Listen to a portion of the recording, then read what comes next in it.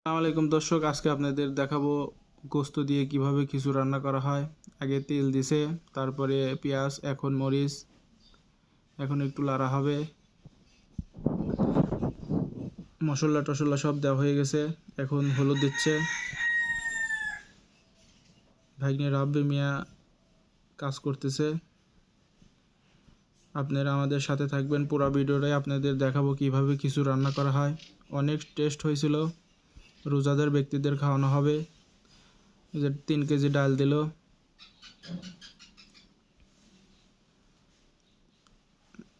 একটু পরে চাউল দেওয়া হবে। এই যে এখন চাউল দেওয়া হচ্ছে। ভাগ্নে রুহুল মিয়া এবং রাব্বি মিয়া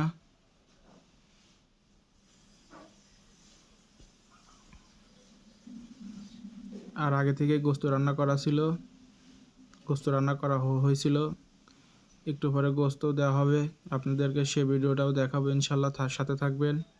এই যে গোস্ত দেওয়া হচ্ছে, এখন গোস্ত দিয়ে লাইরি দেওয়া হবে।